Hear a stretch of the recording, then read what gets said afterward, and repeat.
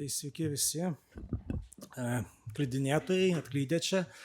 Mano pranešimas šiek tiek nuklys nuo akademinio diskurso ir bus šiokia tokia avantūra, kurią paskatino organizatorė Julija Tuleikytė.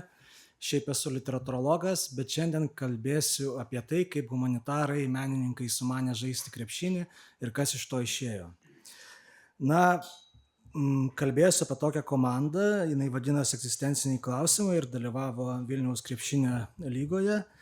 Toje komandoje žaidė ir Julija, teko žaisti ir man. Apie menininkus, kaip žinote, rašytojus, skulptorius ir taip toliau yra krūva stereotipų, jie, tarkim, pernelik jautrus, dažnai frustruoja, chaotiški, neplaningi ir taip toliau, melžia valstybės pinigus, aišku, o humanitarų tyrimai tai nėra grynasis mokslas, neturi įtakos realybei ir taip toliau. O sportininką rečiau sutiksi bibliotekoje, jis gyvena labiau fiziniu krūviu, nevaizduotės ir metaforų pasaulyje.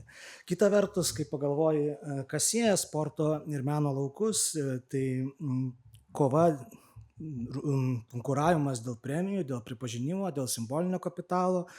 Tai yra kiekvienas laukas, tiek sporto, tiek meno, kultūros laukas turi tam tikras taisyklės, tik galbūt meno lauke jos yra labiau neapibrėžtos, o nujaučiamos pačių lauko dalyvių. Ir šis mano pasakojimas bus apie komandą, kuri viena vertus dalyvaudama turnyre ir bandė laikytis toje lygoje jau egzistuojančių taisyklių, bet kita vertus šiek tiek bandė jas laužyti. Ar jai pavyko, nežinau, gal jums bus geriau matyti. Taigi, iš viso atsirado ta komanda, tai sekmadieniais turėjome keletas pažįstamų, turėjo salę bendrabutyje, Naujamiestyje. Ta salė šiaip netitiko jokių standartų. Šoninės linijos buvo tokios, kad nebuvo tritaškių, bet mes ten bandėme žaisti krepšinį. Ir vieną kartą mums ten sekėsi kaip sekėsi, bet kilo idėja, kad reikia sudalyvauti kažkur oficialiai. Kai kuriems atrodė, kad čia nesąmonė, galų gale kai kurie gal rūpinasi savo labai įvaizdžiu, savireprezentaciją ir kaip čia eisim į turnyrą, kai mes net nemokame žaisti, neturime trenerių, derinių ir taip toliau. Bet galiausiai į lygą užsiregistravome, į Vilniaus krepšinio lygą, kuri jau dabar nebeegzistuoja. Kodėl nebeegzistuoja? Sklinda tik tais gandas, kad oficiali versija buvo, kad negavo įplaukų ir baigėsi pinigai. Neoficiali, kad pagrindinis vadovas, akcininkas užstatė visą lygą lošimo namuose. Tai to atsakymą aš neturiu. Žodžiu, bet pradėjom žaisti šitoje lygoje 16 metais, žaidėme iki 22. Kas komandą sudarė, čia matote pirmą turbūt nuotrauką. Kaip matote, ūgio ir raumenų komandai šiek tiek trūko. Čia yra pavardės, yra ir šio fakulteto auklėtinių, ir mokslo daktarų, ir rašytojų, ir mokytojų, žodžiu, įvairi šaika, iš žurnalistų. Tik viena mergina, bet iš tikrųjų tai buvo pirma mergina lygoje ir tai buvo Julija Tuleikytė. Ir jinai man sumokėjo, kad paskaityčiau čia kaip reklama mūsų komandos. Ir šiaip tai, kai Julija atėjo į komandą, tai lygoje ir taip sutiko, yra keista komanda menininkų ir dar ir mergina pas jo žaidžia. Paskui dar turėjom ir legionierių iš Turkijos, tai dar ir legionierių turim, žodžiu. Aprangos. Taip, turėjome aprangas, kai kurie ją susisakė, kas nenorėjo susakyti aprangų nusipiešė. Čia taip atrodė varžybų metu nusipiešta apranga. Man atrodo, daugiau komandų neturėjo tokių.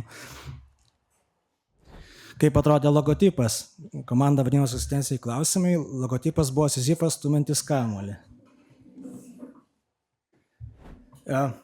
Gal prieš tai daugelio komandų šūkis buvo, kas laimės mes, mūsų šūkis buvo, kokia prasmė, olė, olė.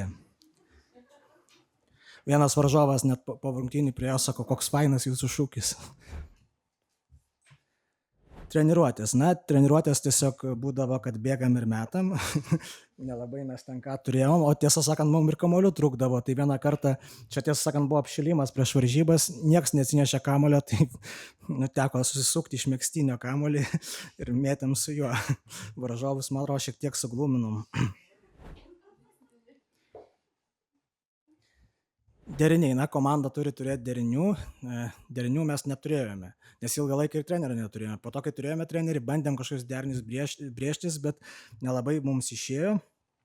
Tai sugalvojom spontaniškai tokį derinį, kuris vadinosi Platono olos derinys. Dar pamatysite, kaip jis atrodė varžybų pradžioje.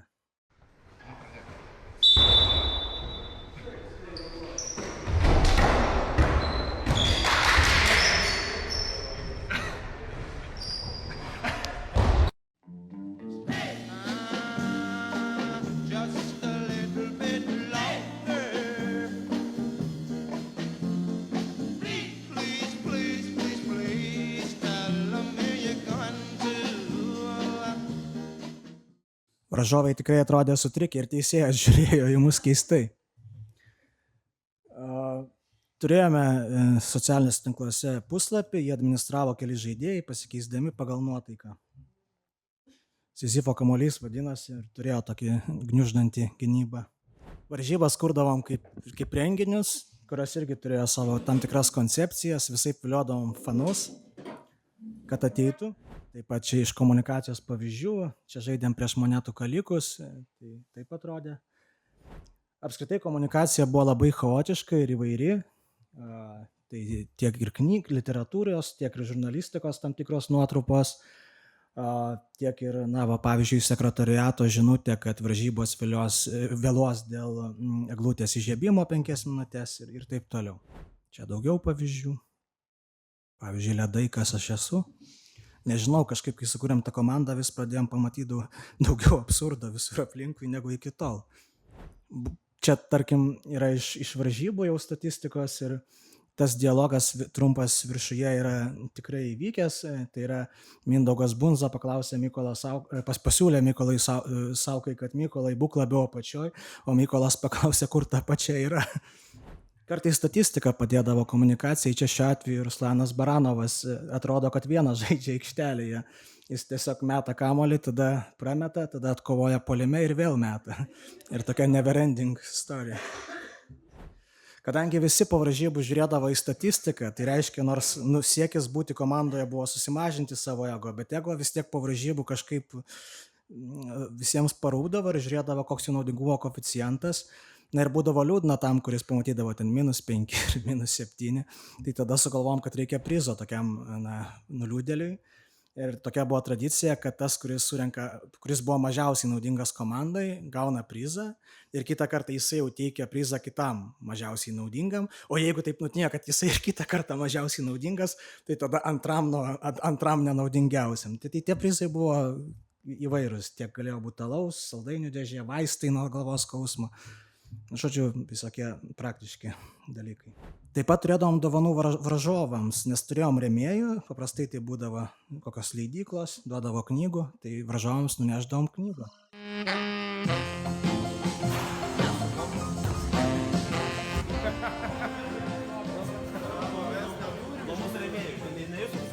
Jūs neturit rėmėjų.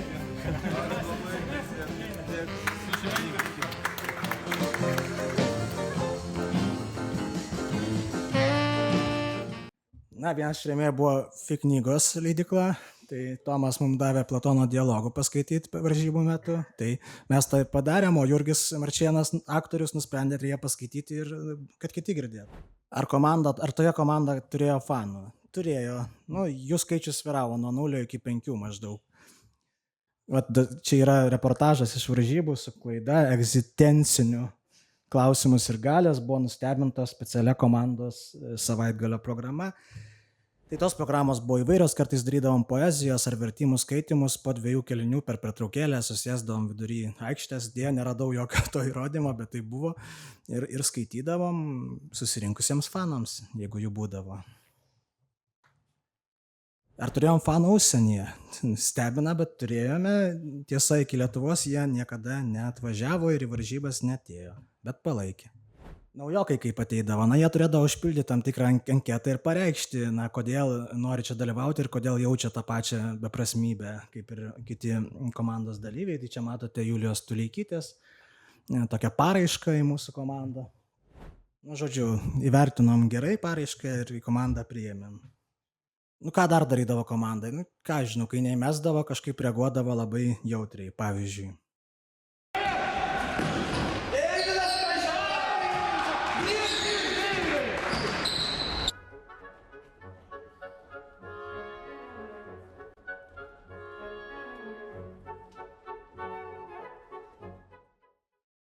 Organizuodavom dar efektyviausių prametimų top 5, nes taiklumų nepasižymėjom, tai darydavom tokius video.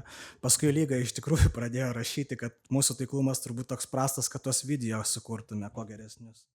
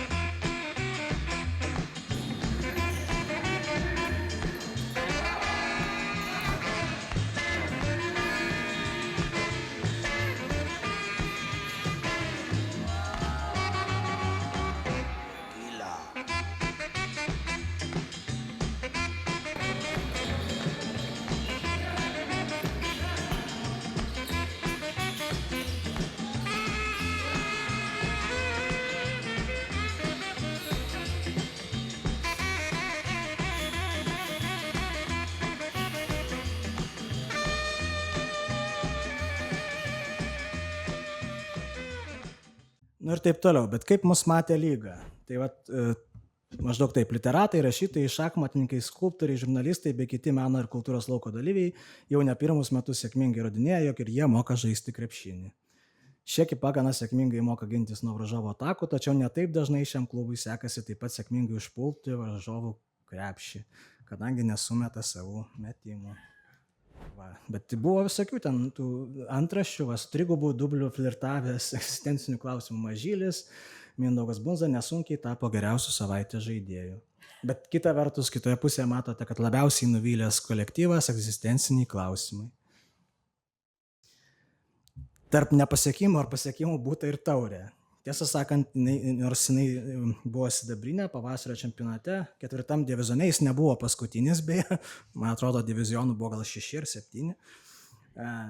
Tai mes galėjom šiaip ir auksą laimėti, nes buvo likusios gal 3 sekundės ir mūsų kamuolys dar buvo, bet mūsų vienas žaidėjų atidavė kamuolį varžovams, jie įmetė ir gavom sidabrą.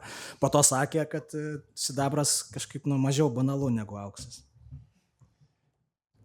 Statistika, ar daug klydinėjom? Taip, klaidų padarėm daug, tai per 100 varžybų 1663 klaidas. Manau, pasiekimas. Ar išėjo už ribų kažkur šitie komandos dalykai? Šiek tiek išėjo ir čia yra pavyzdys publikacijos literatūrai ir mene. Tai vienas iš komandos žaidėjų, Paulius Norvila, poetas, rašytojas, parašė tokį esė, bandydamas suprasti, ką ir kodėl mes čia veikiame. Jie negali be teksto, tačiau po rungtynių stumdosi tarpusavį ir ne vienas nenori pateikti komentaro sekretoriato atstovui. Tai iš tikrųjų nieks nenorėdavo, nes po rungtynių ateidavo vienas sekretoriato atstovas ir sakydavo, pasakykit, kodėl jūs laimėjote ar pralošėt. Tai mažai kas norėdavo kalbėti, dažniausiai pralošdavom. Tas pats Paulius išleidęs knygą pasirinko nuotraukas naudoti su savo apranga, tai čia ne viską, neturėjau tos knygos dabar sufotografavau, bet knygoje buvo ir daugiau nuotraukų iš krepšinio aikštelės. Kartais teidavo kokie fotografai, pavyzdžiui, Deinis Dirgėla, ir jis nuotraukas iš tų varžybų paversdavo tokiais foto haiku. Kartais tekdavo kažką pakalbėti radijui, kodėl mes čia iš vis žaidžiame, ko mes siekiame, ar pralošti ir laimėti. Tai antraštė buvo, nuo rūpesčių literatai sprunka į krepšinio aikštelę. Taip ir buvo, matyti. Bandėm net tinklalaidę daryti, tai yra prieš varžybas Hebra sugalvojo nueiti į kokią špunką vienam alaus ir aptarti kažkokias kultūros aktualijas ir tai paversti, Sizifo Kamulio tinklalaidę, bet po to kažkaip pritrūko jėgų gal. O dabar turbūt kas rimčiausias atgarsis tai buvo toks italų, iš Italijos, iš Neapolio atvykęs magistrantas per Erasmus Vilniaus dailės akademijai. Tai jis turėjo projektą Bar Sport, tai buvo jo baigiamasis magistro darbas, susijęs su sporto rūmais ir jų estetika, susijęs su istorija, politika. Tokia buvo paantraštė 1991 čempionatas, tai po Sovietų sąjungos griūties, tarsi geopolitinius pokyčius simbolizuojantis, neegzistuojantis čempionatas, kuris taip niekada ir neįvyko. Jo čia toks įsikeltas tikslas buvo, koks tikslas yra teorinio mąstymo, jeigu meninė patirtis yra neatsiejama nuo praktikos. Tai čia buvo, žodžiu, jo darbo buvo 2 dalis sudarė. Laikraštis, kurį matote, ir video. Ta video toj parodysiu. Tame laikraštyje buvo tokios sporto, politikos, kultūros tokie tekstai skirtingų autorių. Buvo ir trumpas mano toks tekstukas, kur reikėjo kažką pakontempliuoti laisva forma. Tai čia labai negražu, aišku, save kažkaip cituoti, bet čia taip reflektavau tą visą buvimą, o kaip tai vyko, tai mus tiesiog pakvietė į sporto rūmus, apleistus sporto rūmus, gavo leidimą ir ten nufilmavo. Iš esmės sporto rūmuose net nebėra lankų, ne tik žiūrovų, ir jie yra visiškai apleista teritorija. Čia dar, kad tai buvo netikras sporto naujienlai, ten daugybė dalykų, kurie yra aprašomi, neegzistavo niekada. O gynyba to magistro turėjo vykti sporto bare Italijoje. Komitetas turėjo sėdėti ir gurkšnoti kavos likerį, populiarų ten sporto varžybų stebėjimo metu. Tai neįvyko tik dėl COVID, tai buvo suplanuota ir sutarta. Dabar 4 minučių toks filmas. Didelis Neįpratę dalyvauti tokiuose komentavimuose. Lieka 15 sekundžių. Algirdas Brazys.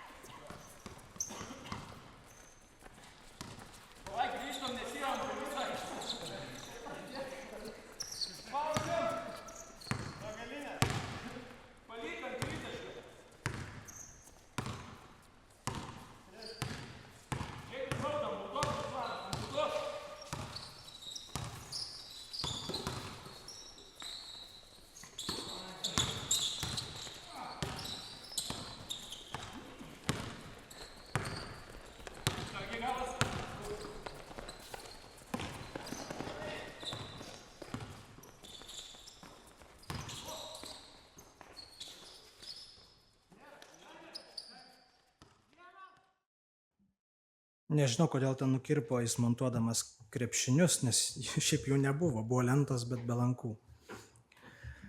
Tai va, tai kas iš to, kokia čia išvada gali būti, nežinau, ar čia yra kažkokia išvada, bet kai aš galvoju, kaip veikia mūsų dalyvavimas tokioje komandoje, tai viena vertus buvo siekis tarsi prasmės jausmo, buvimo kartu, sumažinimo ego, nusiėmimo kažkokių simbolinių socialinių kapitalų, kita vertus ir tam tikras provokavimas lauko taisyklių, kūrimas kažkokios beprasmybės, absurdo ir tas pojūtis buvimo tarp prasmės ir beprasmybės, dalyvaujant tokio pobūdžio lygoje su tokia komanda, buvo visai autentiškas ir man atrodo, kad kažką davė, kad ten stumdydamasi, prakaituodami, klydinėdami šitam sporte, bandėm suteikti jam daugiau žaismės, būti autoironiškais, galbūt kartais ir ekscentriškais per daug, bet tikiuosi, kad kažkiek tas pavyko, tai toks ir pranešimas šiandien.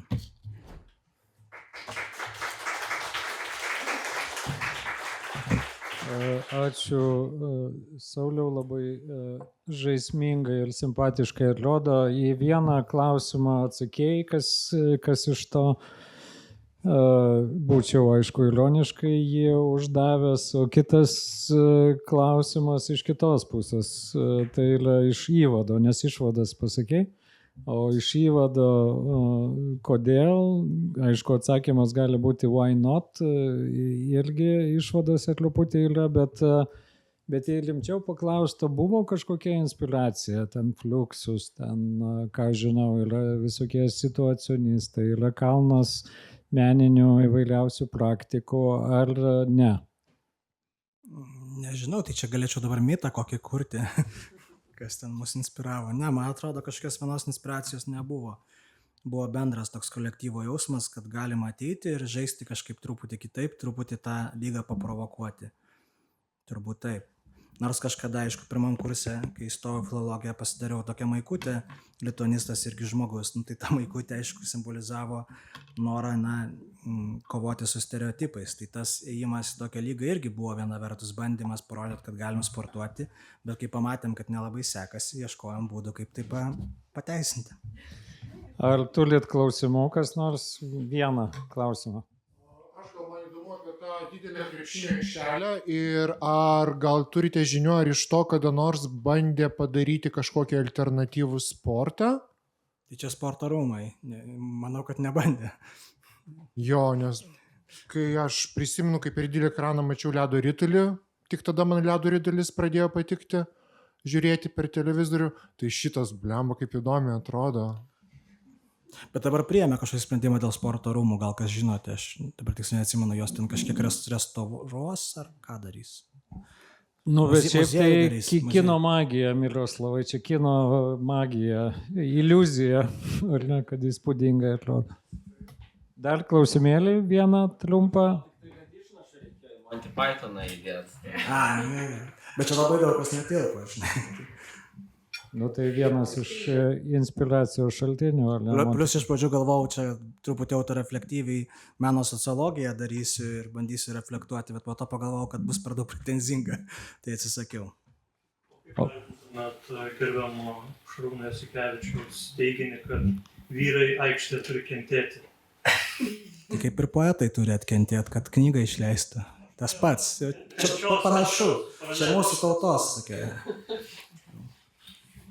Nu gerai, tada jau visiškai paskutinis klausimas. O norit kažkaip apiforminti šitą meno kūrinį, kur nors išleisti, nes jis labai interaktyviai ir simpatiškai atrodo? Ar ne? Ar čia liks legendų ir mitų lygyje? Tai nežinau, dabar pasirašėm sutartis ten su JAV vienais leidėjais, kurie leis DVD iš to. Ne, iš tikrųjų tai nieko. Aš galvojau, kokią nors juostą leis, video juostą būtų dar kiečiau. Ne, šiaip tai video yra, bet yra problema, kad jie daugiausia labai nekokybiški, nežinau, ar iš jų kažkas tokio išeitų. Tai šitas pranešimas iš esmės yra pirmas toks nuklydimas, bandymas kažkaip tą pareflektuoti, tai čia ačiū Julijai. Ačiū labai, ačiū, dėkui.